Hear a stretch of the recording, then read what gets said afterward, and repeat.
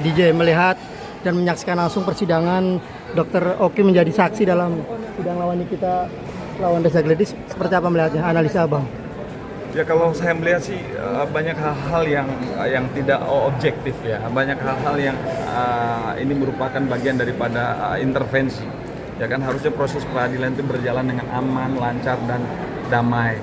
Kita hormati proses peradilan dengan baik, tidak perlu membuat kegaduhan baik dari pihak pelapor maupun pihak terdakwa. Ini kan kita lihat tadi ricuh, ya kan. Begitupun dengan proses persidangan. Tadi saksi pun ditanya oleh jaksa penuntut umum seolah-olah jaksa penuntut umum ini memberikan pressure terhadap saksi, sehingga saksi ketika dia menjawab, jadi dia juga ada rasa takut gitu kan. Nah, itu yang juga nggak boleh, mohon maaf gitu kan.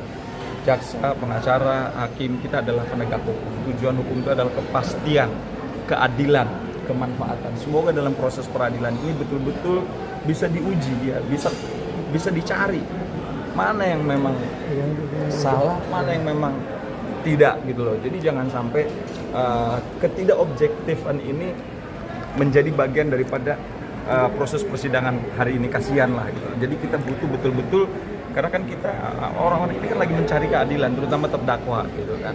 Nah, jadi biarlah tanpa harus ada pressure, biar proses persidangan ini mengalir sesuai dengan faktanya. Jadi nggak bolehlah mengintervensi atau melakukan pressure sehingga mental saksi goyang.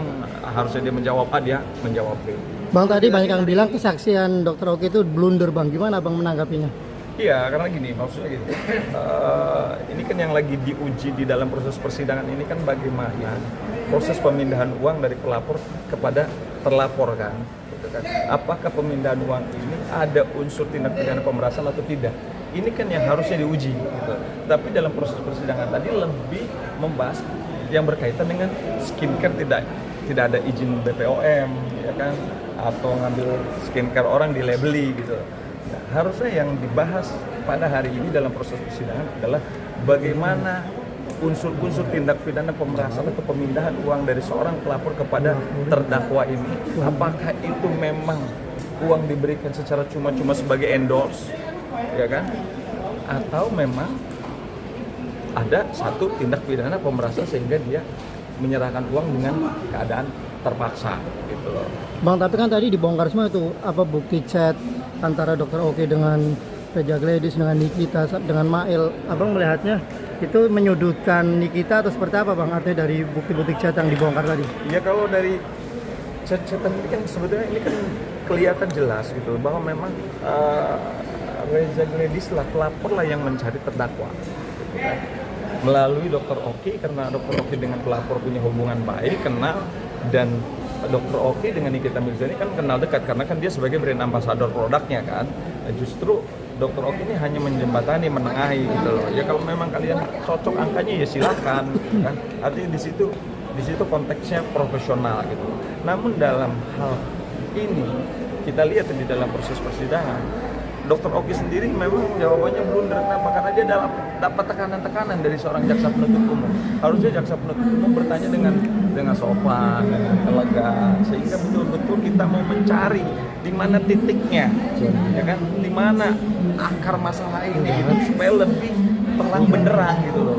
Jadi dia harus objektif memberikan pertanyaan dari JPU gitu loh. Jadi bukan terlihat seperti tendensius, terlihat subjektif gitu loh. Mentang-mentang ya jaksa mewakili pelapor gitu. Jadi kita melihat ya tolonglah proses persidangan ini kan ada hakim juga ya kan. Tadi kita lihat tuh pengacara sama jaksa kan udah mulai saling bantah kan gitu loh. Jadi harusnya kan mengalir aja dulu.